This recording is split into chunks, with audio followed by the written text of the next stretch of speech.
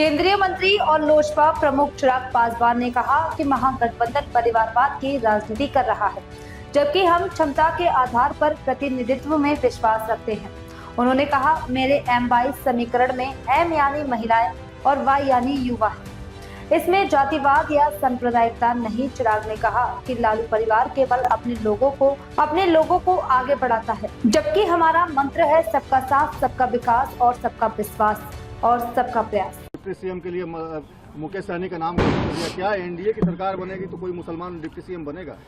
भाई हम लोगों के ऊपर तो ये प्रश्न तब आएगा जब हम लोग डिप्टी सीएम की हम लोग बात कर रहे हैं। बात तो आप कर रहे हैं ना, एक तरफ आपने घोषणा की है एक डिप्टी सीएम की, हम लोग तो नहीं कर रहे ऐसी कोई घोषणा।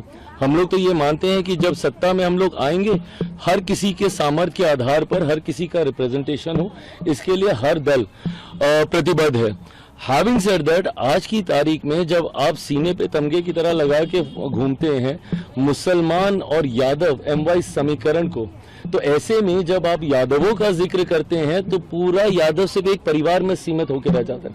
इनको अपने परिवार के बाहर कोई दूसरा सक्षम, कोई सामर्थ्यवादी, कोई इनको दूसरा यादव इनको नहीं दिखता है। अगर आदरणीय लालू जी जेल जाएंगे तो उनकी अर्धांगिनी बनेंगी, अगर वो उनका नहीं रहेगा कार्यकाल तो उनकी अगली पीढ़ी में उनके सुपुत्री बनेंगे। मतलब यादवों में और कोई नहीं है पूरे प्रदेश भर में।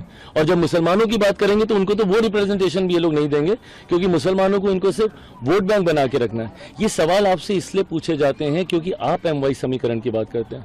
मेरे M22 समीकरण में सांप्रदायिकता और जातीयता नहीं है। मेरे M22 समीकरण में देश की नहीं दुनिया की आधी आबादी महिलाएं हैं, और Y समीकरण में बिहार की नहीं हमारे देश की सबसे बड़ी आबादी युवा है। सर, बट इंडिया गठबंधन में भी